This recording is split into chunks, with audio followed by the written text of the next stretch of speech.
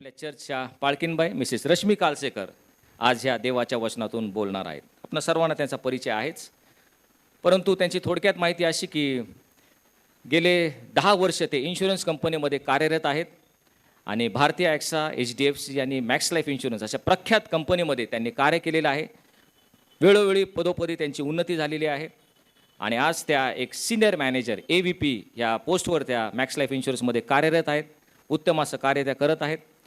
तद्वतच त्यांनी लॉकडाऊनच्या काळामध्ये समाजाची गरज ओळखून त्यावेळेस अनेक गरजू व्यक्ती होते आणि म्हणून लय भारी पुणेरी असं एक प्लॅटफॉर्म त्यांनी तयार केला आणि त्याद्वारे समाजातील जे विविध क्षेत्रातील प्रख्यात काम करणारे व्यक्ती आहेत त्यांच्या मुलाखत घेण्यास त्यांनी सुरुवात केली आणि त्या मुलाखतीद्वारे त्या सर्व फेसबुक या ठिकाणी त्या झळकल्या आणि त्यांच्याद्वारे आपल्याला प्रेरणा मिळेल असे जे त्या ठिकाणी वेगवेगळे कार्यकर्ते होते, देवाचे सेवक होते आणि ज्यांनी अस्फूर्त असं कार्य केलेलं आहे, अनन्यसाधारण कार्य केलं, अशी ओळख समाजाला करून दिली अशा लोकांची.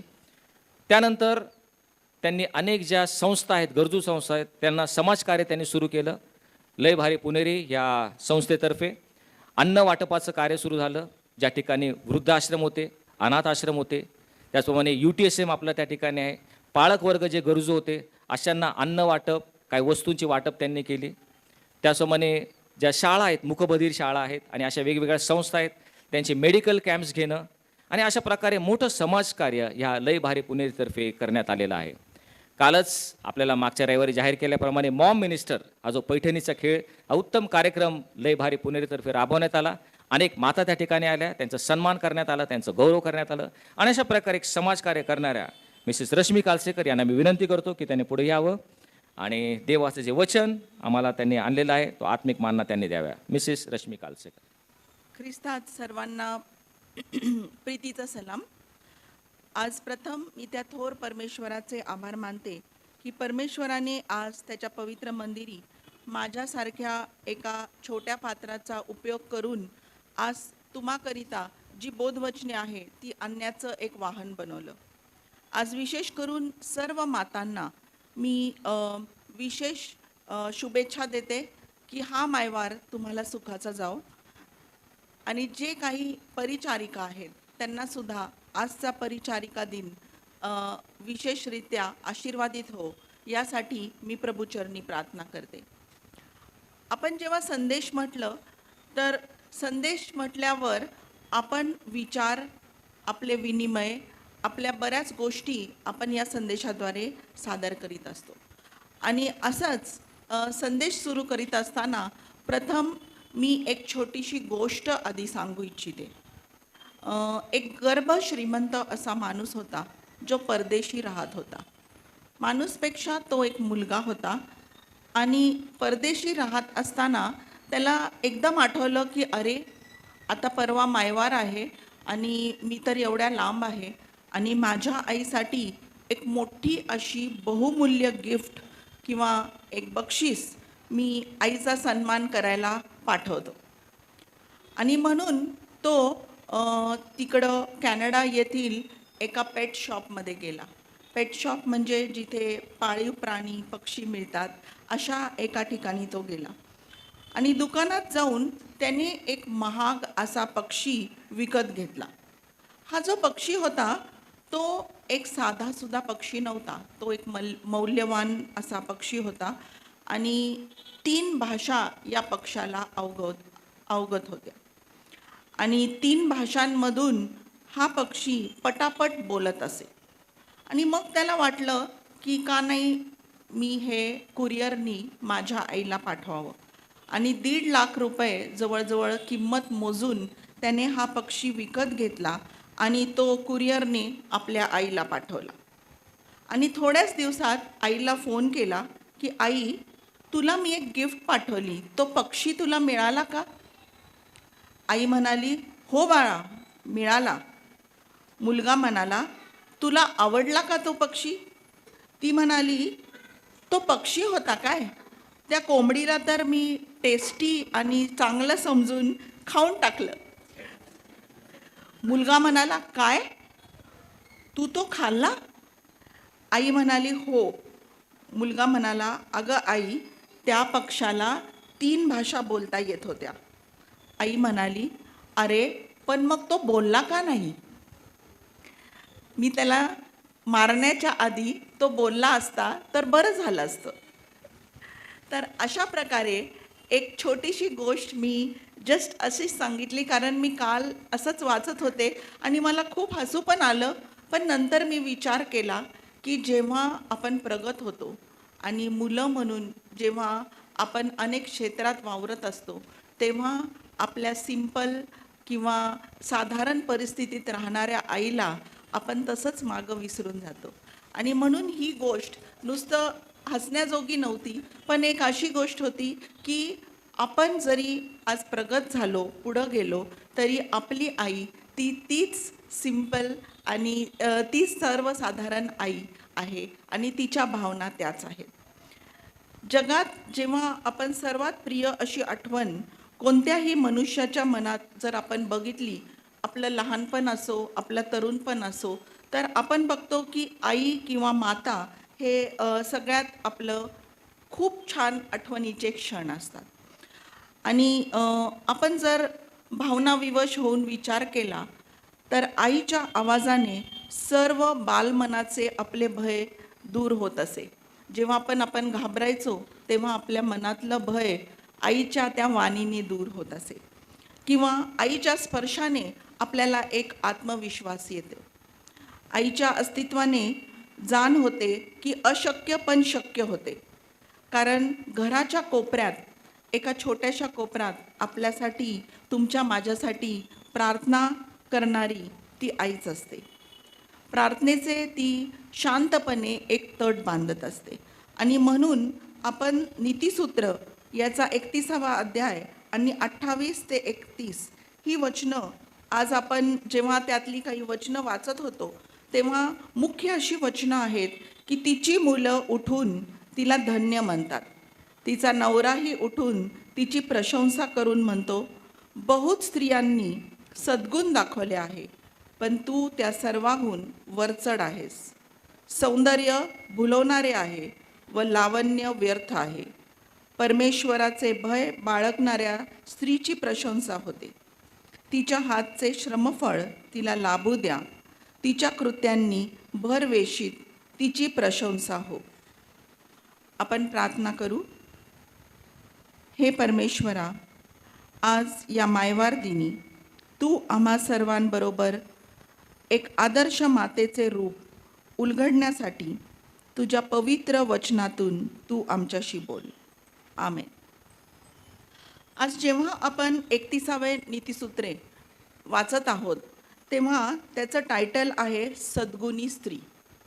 जर आपण बघतो, लहानपणापासून आपण ही वचने कदाचित वाचत असू, आणि जेव्हा आपण सद्गुणी स्त्री हा अध्याय वाचतो, मी विचार करते की शास्त्रात आज एक अध्याय आहे जो पूर्ण एका स्त्रीसाठी किंवा एका सद्गुणी स्त्रीसाठी समर्पित आहे.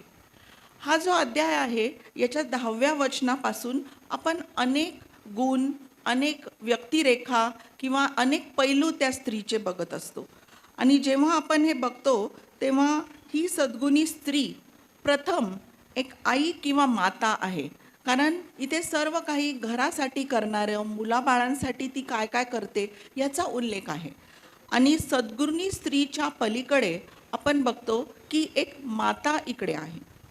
आणि नीतिसूत्रे 31 आणि 28 मध्ये असं म्हटलं आहे, हे खूप मोठं वचन आहे, तिची मुले उठून तिला धन्य म्हणतात. आपण सर्व हे म्हणू, तिची मुले उठून तिला धन्य म्हणतात. आज जर आपण हे वचन बघितलं, तर ही एक आईसाठी एक सर्टिफिकेट आहे. जेव्हा एका मातेला धन्य म्हटलं जातं किंवा मुलांनी किंवा घरात जेव्हा तिला धन्य म्हटलं जातं, तर हे सगळ्यात मोठं प्रशस्तीपत्र त्या आईसाठी आहे. जर आपण बघितलं, तर नीतिसूत्रकाराने एका आईचे एक रेखाचित्र बनवले आहे. म्हणजे आपण जेव्हा रेफरन्स घेतो की आई कशी असावी किंवा एक नीतिमान स्त्री किंवा सद्गुणी स्त्री कशी असावी, तेव्हा आपण हा अध्याय उघडून बघितला तर प्रत्येक गुण इथे दिलेले आहेत. ती सद्गुणी स्त्रीचे वर्णन करताना आपण एक गोष्ट आवर्जून बघा. कुठेही इथे उल्लेख केलेला नाही ती खूप श्रीमंत होती, तिच्याकडे खूप धन होते किंवा तिचं एक सोशल स्टेटस होतं.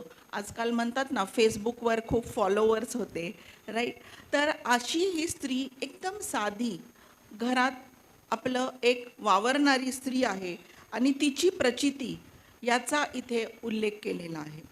आणि आपण जर पाहिले, हे दाखवले गेले की आपल्या उराशी आपण जेव्हा एक स्त्री आणि माता यांचा उल्लेख करतो, तर पहिलं स्त्रीचं एक गुण असतं की आपल्या उराशी धरलेलं बाळ. आपण कधी पण एक मातेचा जेव्हा चित्र बघतो, तेव्हा आपण बघतो की कडेवर किंवा उराशी घेतलेलं बाळ. हे नुसतं तिच्यासाठी एक बाळ नसून आपण बघतो की ही पुढची पिढी आज तिच्या हातात घडत असते. आणि असं म्हणतात की पाळण्यात बाळाला ती अंगाई गीतं गाऊन निजवणारी ती आई खूप काही स्वप्न त्या बाळासाठी त्या लहानपणापासून ती बघत असते. ती आपली एक छाप, आपली माया त्या पुढच्या पिढीवर ती रोज पाडत असते आणि पुढच्या काळाच्या पडद्यावर आपल्या पावलांचे ठसे त्या बाळाद्वारे ती पुढे उमटवत असते. हातात पाळण्याची दोर जिच्या हाती ती जगावर राज्य करते. इंग्लिशमध्ये एक म्हण आहे की hand that Roxx the cradle rules the world. म्हणजे जिच्या हातात पाळण्याची दोरी आहे अशी ती आई आणि ती जगावर राज्य करते. आता सध्या आपण बघतो की इलेक्शनमुळं आपण बघतो की सगळीकडे देशाचं भविष्य, नेते यांचा सगळा विचार चालू आहे. आणि जर विचार केला तर आपण बघतो की या सर्व नेत्यांना किंवा पुढाऱ्यांना घडवणारी ती आई असते. आणि मग प्रामाणिकपणा, नैतिकतेचे धडे हे कुठे मिळतात? तर घरात. आणि घरात जेव्हा हे धडे मिळतात तेव्हा आपण बघतो की ते आईरूपी हे धडे मिळालेले असतात. जबाबदारी, सचोटी, सत्यता, सन्मानाची भावना, दिलेला शब्द पाळणे हे शिक्षण केवळ एक आईच देऊ शकते. आणि म्हणून भविष्य घडवित असताना आईचा खूप मोठा वाटा आज आपण बघतो.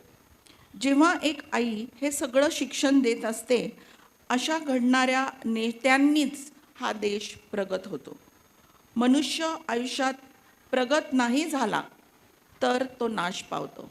आणि म्हणून आईचे इथं जो पाया आई घालते, ज्या संस्कारांचा पाया घालते, तो खूप महत्त्वाचा आहे. पुढे आपण बघतो की नीतिसूत्र 31 मधील स्त्री नुसतं सद्गुणी नाही तर एक विजयी किंवा सक्सेसफुल माता आहे. आपण बघतो की जन्म देणाऱ्या आपण ज्या माता आहे, आपण असं काय ते भूषण मानावं? कारण जन्म देणारे तर पक्षी पण आहे, जन्म देणारे तर प्राणी पण आहे. मग मानवी माता ही वेगळी का? कारण परमेश्वराने आपल्याला खूप मोठी जबाबदारी दिलेली आहे, जी प्राण्यांमध्ये आणि पक्ष्यांमध्ये नाही घडू शकत. आणि मग आपण बघतो की इफिस्करास पत्र याचा 6वा अध्याय आणि 4थं वचन, आपल्या मुलांना प्रभूच्या शिस्तीत व शिक्षणात वाढवा, असं हे वचन आहे. आणि मग आपण बघतो की शिस्तीत आणि शिक्षणात वाढवणारी माता ही केवळ मनुष्य प्राण्यातच आढळणारी माता आहे. इतर जर आपण बघितलं तर कदाचित आपण पक्ष्यांमध्ये, प्राण्यांमध्ये ही गोष्ट नाही बघू शकत. पण आज परमेश्वरांनी त्याच्या प्रतिमेत घडवलेली ही माता आहे. आणि परमेश्वर हा शिस्तीचा देव आहे. परमेश्वर आपल्याला योग्य ते शिक्षण देणारा देव आहे. आणि म्हणून इफिस्करास पत्रामध्ये बोध केलेला आहे की आपल्या मुलांना प्रभूच्या शिस्तीत व शिक्षणात वाढवा. आज कुटुंबातील मुलांवरून आपल्याला कळते की घरच्या माता यांनी या कुटुंबाचे संगोपन कसे केले आहे. आणि म्हणून आपण आपल्या मुलांना कदाचित शाळेत पाठवतो, शाळेत ते शिक्षण घेतात, पण प्रार्थनेचं शिक्षण किंवा धर्मशास्त्राचे शिक्षण हे फक्त घरातच घडते. आणि म्हणून आज कुटुंबावर किंवा मातेवर ही खूप मोठी जबाबदारी आहे. आणि आज आपण विचार केला पाहिजे, आत्मपरीक्षण केलं पाहिजे की ही शिस्त किंवा ही शिकवण आज मी माता म्हणून माझ्या मुलांना दिली का किंवा देणार आहे का.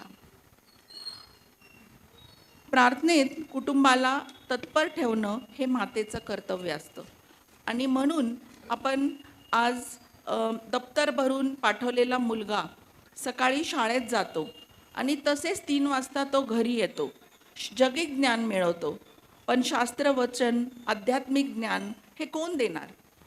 चर्च आहे, संडे स्कूल आहे, पण आपल्या कौटुंबिक जे कर्तव्य आहे ते एका मातेनी आज पार पाडलं पाहिजे. परमेश्वराचा भय हा ज्ञानाचा प्रारंभ आहे, हे केवळ एक माता आपल्या मुलाला शिकवू शकते. आणि हे परमेश्वराचं भय जेव्हा त्या मुलात घडवलं जातं तेव्हा खूप मोठा अलौकिक चमत्कार त्या मुलाच्या आयुष्यात घडू शकतो. आज मला जेव्हा माझे लहानपणचे दिवस आठवतात, म्हणजे एक इन्सिडेंट काल आठवलं जेव्हा मी वचनाची तयारी करत होते, की आपण नुसतं घरापुरतं सुवार्ता एक माता गाजवत नाही, तर कधी कधी घरा पलीकडे सुद्धा आपण अनेक ठिकाणी किंवा शेजार पाजारी आपण ही सुवार्ता गाजवू शकतो. आणि मला आठवतं की माझे वडील रेल्वेत असताना आम्ही दौंडला राहत होतो आणि आमची बदली सोलापूर या ठिकाणी डॅडींची झाल्यामुळे आम्ही सोलापूरला गेलो. तिथे माझ्या वडिलांची आई होती आणि मी तेव्हा अर्ली कॉलेज डेज म्हणजे 11वीत होते.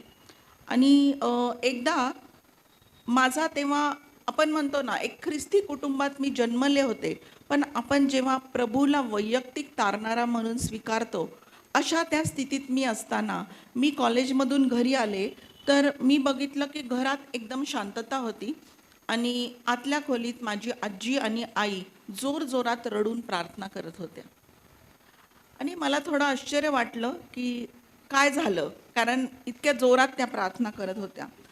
आणि सगळं झालं, मी शांत बसून ऐकलं. आणि जेव्हा प्रार्थना संपली तेव्हा मी मम्मीला विचारलं, काही झालं का, म्हणजे तुम्ही रडत होता, प्रार्थना करत होता, जोरजोरात परमेश्वराकडे काही मागत होता. तर माझी आई म्हणाली की अगं रश्मी, आपल्या शेजारी ती नाही का तुझी निलिमा ताई राहते, तर तिला परत काल तिचा गर्भपात झाला आणि ती खूप रडत माझ्याकडे सकाळी आली आणि म्हणाली की मूल न राहिल्यामुळे माझ्या सासूनी आणि नवऱ्याने मला रात्री खूप मारलं आणि आता मला ते माहेरी सोडणार आहे. म्हणून आम्ही दोघींनी ठरवलं, मी आणि आजीनी, की आपण तिच्यासाठी प्रार्थना करू. आणि आता आम्ही तिच्या घरी चाललोय प्रार्थना करायला. तर मी म्हटलं, काय, ती विधर्मी आहे आणि लोक काय म्हणतील तुम्ही जर शेजारी जाऊन तिच्यासाठी प्रार्थना केली तर, आणि उगाच तिची सासू आणि नवरा तुम्हाला रागवतील, तर प्लीज तुम्ही असं काही करू नका आणि कशाला उगाच तुम्ही जाता. पण नंतर संध्याकाळी तरीही दोघी तिच्याकडे गेल्या. त्यांनी तिच्या घरी जाऊन जी काही प्रार्थना किंवा जे काही म्हणणं आहे ते सगळं तिला काउन्सिलिंग केलं, तिच्यासाठी प्रार्थना केली. आणि नंतर हे सगळं 2-3 महिन्यांनी हे कुटुंब भाडेकरू असल्यामुळे दुसरीकडे निघून गेलं हे कुटुंब. आणि आम्ही ती गोष्ट कदाचित विसरून गेलो, प्रार्थना झाली तेव्हा. आणि नंतर 2-3 वर्षांनी आम्ही एका सुपर मार्केट किंवा आपण म्हणतो ना शॉपिंग मॉलमध्ये गेलेलं असताना 2-3 वर्षांनी माझी आई आणि मी चालत असताना एक लेकरू कडेवर घेऊन एक जाडसर अशी बाई पळत आली आणि माझ्या मम्मीला मिठी मारून म्हणाली, आंटी मला ओळखलं का. आता ती थोडंसं 2 वर्षाच्या कालावधीत जाड झाल्यामुळे आम्ही पटकन ओळखलं नाही, परंतु ती म्हणाली, मी निलिमा ताई, आठवतं का रश्मी, मी तुमची शेजारी. आणि हा माझा मुलगा 2 वर्षांचा आहे, याचं नाव ईशू म्हणजे ईश्वर असं मी ठेवलं आहे. तुम्ही प्रार्थना केली आणि मी माझ्या घरात खूप मोठा बदल झाला. त्या प्रार्थनेने आज खूप आश्चर्यकारक आमच्या घरात बदल झाला. आणि तुम्ही लिहून दिलेली ती छोटीशी प्रार्थना आज पण मी जपून ठेवली आणि ती मी रोज करायची. आणि मला हा इशू झाला, मी त्याचे नाव ईश्वर ठेवले. असा थोर आपला परमेश्वर आहे जो अनेक गोष्टीत सहाय्य आणि मदत आपल्याला करत असतो, पण ही प्रचिती आपण आपल्या घरापुरतं न ठेवता इतर मातांपर्यंत आज आपण ही प्रचिती दिली पाहिजे. आज जेव्हा ख्रिस्ताचा मी वैयक्तिक तारणारा म्हणून स्वीकार केला, तेव्हा मला कळलं की प्रार्थनेचं महत्त्व, इतरांसाठी रदबदली करण्याचं महत्त्व, जे ओझं आपल्याला परमेश्वर आपलं कुटुंब आणि या कुटुंबापलीकडे देतो, हे ओझं आपण घेतलं पाहिजे आणि इतरांसाठी व इतर घरांसाठी आपण प्रार्थना केली पाहिजे. माझी आई आजी यांनी ही साक्ष व ओळख मला पटवून दिली. ती आपण पुढच्या पिढीपर्यंत ती साक्ष आणि ओळख आज एका मातेने ती घडवली पाहिजे. आणि निश्चितच प्रार्थना उत्तर देते. प्रार्थनेने सर्व उत्तरं मिळतात आणि प्रार्थना ऐकून परमेश्वर आपल्याला निश्चित उत्तर देतो. आज अनेक माता जर मी बघितलं आपला वेळ कसा घालवतात, तर भिंतीवर एक चौकोनी सैतान असतो, बरोबर. बऱ्याच भिंतींवर घरात एक चौकोनी सैतान आज ठेवलेला आहे आणि त्या सैतानापुढे 1 तास संपला की पुढचा तास काय सुरू होईल हे बघत आज 3-4 तास घालवत असतात. पण मला सांगू दे प्रिय मातांनो, की आजचा जो काळ आहे त्यापुढे आपण तासनतास वेळ घालवतो, त्यातला 1 तास जरी आपण गुडघ्यावर परमेश्वरापुढे आज आपल्याला सादर केलं आणि आपल्या कुटुंबासाठी गुडघ्यावर प्रार्थना केली, तर निश्चित परमेश्वर खूप मोठा चमत्कार आज आपल्या कुटुंबात घडवू शकतो. आणि विनाशगर्तेत सापडलेली आपली मुलं यांच्यासाठी आपण रदबदली करून गुडघ्यावर प्रार्थना केली पाहिजे. मुलामुलींसाठी प्रार्थना केली पाहिजे. घरातील कलह, फूट, मुलांची नोकरी, त्यांचे बिघडलेले संसार यासाठी आज प्रत्येक मातेने गुडघ्यावर प्रार्थना केली पाहिजे. कारण दिवस खूप वाईट आहेत, काळ वाईट आहे आणि येशूचे येणे समीप झाले आहे. परमेश्वर आपली प्रार्थना निश्चित ऐकतो, पण त्यासाठी आपण वेळ काढला पाहिजे आणि माता म्हणून आज आपण परमेश्वरापुढे आरोळी मारली पाहिजे. अशीच एक स्त्री होती, जिचं नाव होतं सुझॅना वेस्ली. आपण जर बघतो तर जॉन वेस्ली नावाचे एक खूप मोठे संदेशवाहक होऊन गेले, खूप मोठे इव्हँजलिकल कार्य करणारे, आणि त्यांची ही आई होती. आणि जर तुम्ही तिचं आत्मलेख वाचाल किंवा आत्मपरिचय वाचाल तिने लिहिलेला, तर या स्त्रीला 19 मुलं होती. किती मुलं होती? 19. आज 4-5 मुलं, 2-3 मुलांमागं एक स्त्री धावत असते दिवसभर, पण या स्त्रीला 19 मुलं होती. आणि असे म्हणतात की तरीही ती लिहिते की मी रोज प्रार्थनेसाठी प्रत्येक मुलांसाठी प्रार्थना करायला वेळ काढीत असे. विचार करा, आपण एका मुलासाठी 1 तास नाही देऊ शकत प्रार्थनेसाठी, तिला 19 मुलं, घर सगळ्या मुलांनी भरलेलं, आणि यात ती त्या सर्व 19 मुलांसाठी रदबदली करण्यासाठी रोज प्रार्थनेत वेळ घालवत होती. आणि तिला प्रार्थनेत एकांत मिळत नसे, कारण घर सगळं गजबजलेलं असेल, कदाचित छोटंसं घर असेल. आणि जेव्हा ती प्रार्थनेसाठी बसत असे, ती म्हणे मला असा कुठलाही कोपरा घरात मिळत नसे. तर युजली म्हणजे ज्या फॉरेनच्या बायका त्या एप्रन घालतात कुकिंग करताना. म्हणे मी जिकडं असेल तिथं तो एप्रन आपल्या डोक्यावर घ्यायचे आणि तिकडंच बसून प्रार्थना करीत होते. पण ती प्रार्थना करत होती. आणि अशा या आईची 2 मुलं होती, चार्ल्स वेस्ली आणि जॉन वेस्ली. हे अमेरिका आणि इंग्लंडमध्ये खूप प्रख्यात संदेशवाहक आणि सुवार्तेचं त्यांनी खूप खूप मोठं कार्य केलं. आज या आईच्या प्रार्थनेमुळं 19 मुलांपैकी ती 2 मुलं तरी परमेश्वराच्या सुवार्त्या कार्यात ती होती. का? कारण या आईने असा नाही विचार केला की मी फक्त या 19 मुलांसाठी स्वयंपाक करेल, यांची काळजी घेईल, पण ती त्यांच्यासाठी प्रार्थना करत होती. आज सुझाना वेस्लीने आपले ठसे आपल्या पुढच्या पिढीवर उमटवले. कशामुळे? तर परमेश्वराचे सामर्थ्य आपल्या मुलांच्या ठायी तिने वसवले आणि असा ठसा तिने आपल्या मुलांमध्ये उमटवला. नीतिसूत्रे 31:30 मध्ये या मातेचे प्रशंसनीय कार्य याचे कारण दिले आहे. परमेश्वराचे भय बाळगणाऱ्या स्त्रीची प्रशंसा होते. आणि जेव्हा एक स्त्री, एक माता परमेश्वराचे भय बाळगते, तेव्हा आपण बघतो की तिची प्रशंसा होते. तिला एक थोर असे परमेश्वर बक्षीस देतो. आज जर आपण वृत्तपत्र उघडलं, कुठलंही न्यूज चॅनल उघडलं किंवा आपण कुठलीही बातमी बघितली, तर आज आपण बघतो की जग किती वाईटरित्या आपल्या अवतीभोवती जग आहे. आपण बघतो की चोरी आहे. काय बातम्या आपण आज वाचतो? तर चोरी, लबाडी, खून, दरोडे, अनेक स्त्रियांवर होणारे लैंगिक अत्याचार किंवा स्त्रीवर होणारे अत्याचार, मारहाण, क्रूर हल्ले, जाळपोळ, गोळीबार, बॉम्बस्फोट या बातम्या आपण खूप ऐकतो. आणि इतकं भयानक स्थिती आहे की विचार करा, आपल्या पुढच्या पिढीसाठी आपण या भयावह स्थितीसाठी किती त्यांना सामर्थ्य पुरवले पाहिजे आणि किती काही त्यांना आपण प्रार्थनेत स्थिर केले पाहिजे. आणि म्हणून सर्वांमध्ये आपण वावरत असताना, या वातावरणात आपली मुलं वाढत असताना, आपण इतर गोष्टींकडे लक्ष न देता सगळ्यात मुख्य तत्व आपल्या मुलांना शिकवली पाहिजे. ती म्हणजे आपला पवित्र शास्त्रात जे काही लिहिलं आहे त्याचा पाया आज आपल्या मुलांमध्ये आपण दृढ केला पाहिजे. आणि प्रत्येक मातेचं हे कर्तव्य आहे. आजच्या या जगात जेव्हा एक सद्गुणी स्त्री आपण बघतो, ती प्रथम एक आध्यात्मिक माता बनली पाहिजे. जेव्हा आपण आध्यात्मिक माता बनतो तेव्हा परमेश्वर आपल्याला सहाय्य पुरवतो. आणि आजच्या जगात हे खूप चॅलेंजिंग आहे, कारण पूर्वीसारखा काळ किंवा वेळ नसतो. पण या सगळ्यात आज आपण पुढे गेलं पाहिजे. परमेश्वराचं भय जर आईमध्ये असेल तरच ते मुलांमध्ये येईल.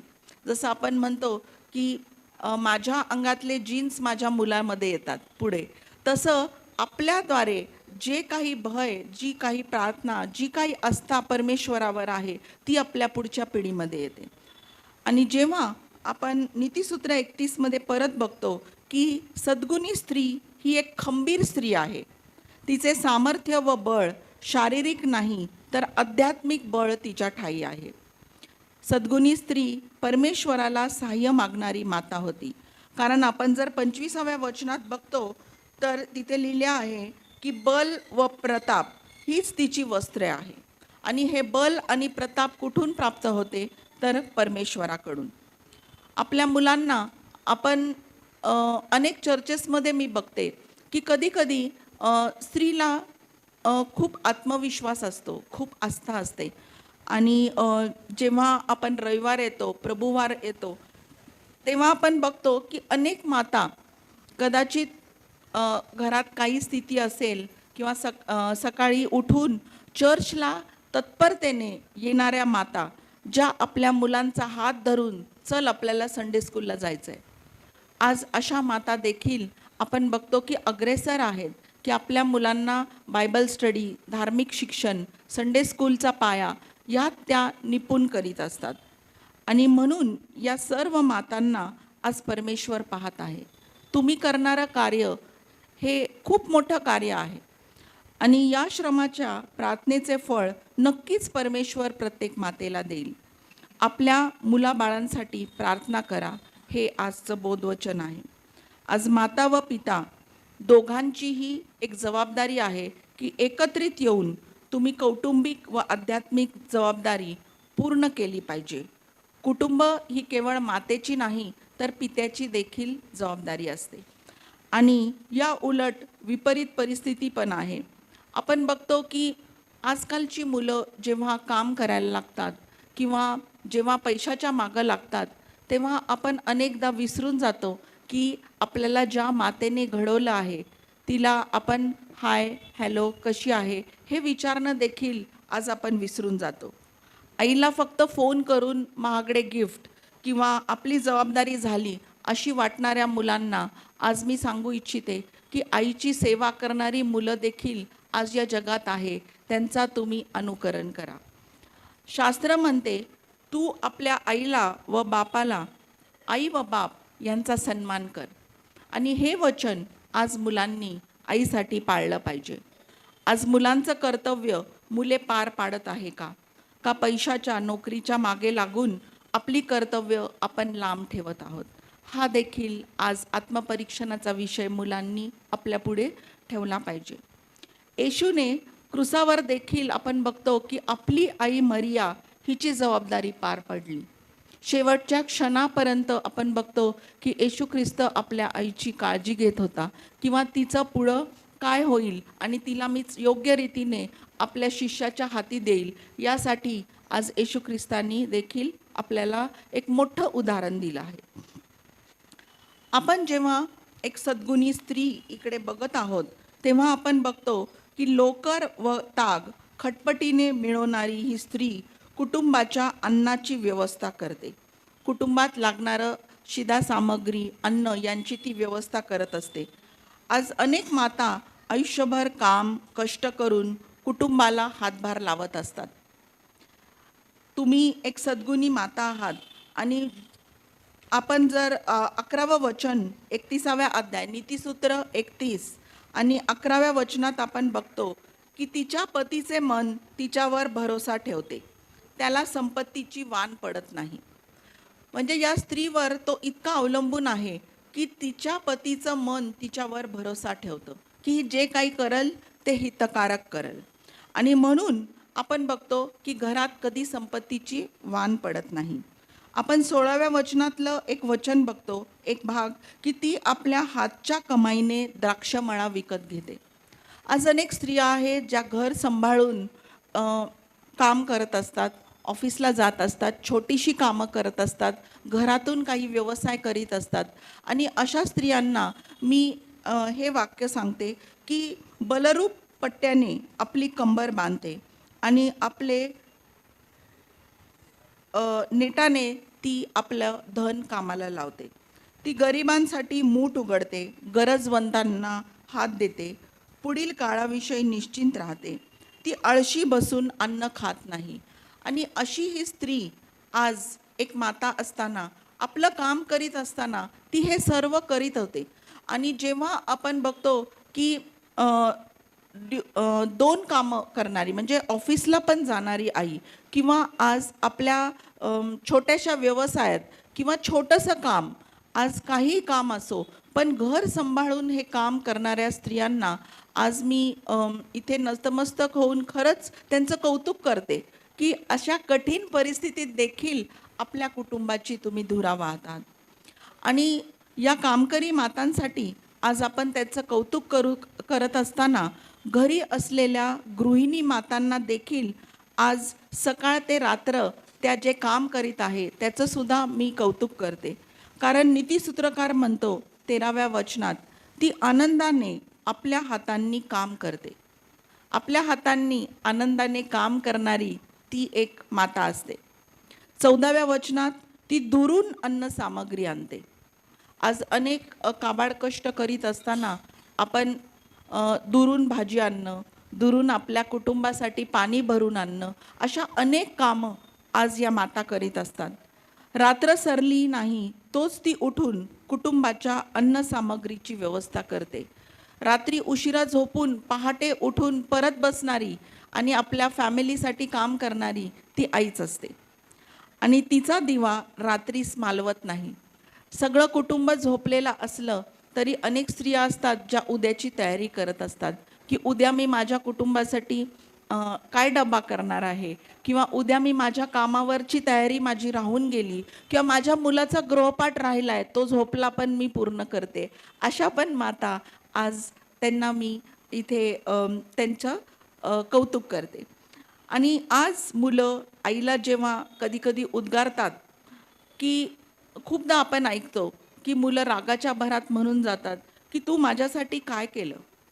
अशा वेळी या आईची जागा आज त्या मुलांनी किंवा मुलींनी घेऊन बघितली पाहिजे. एक गृहिणीची, एक काम करून घर सांभाळणाऱ्या आईची आज तुम्ही जागा घेऊन बघा.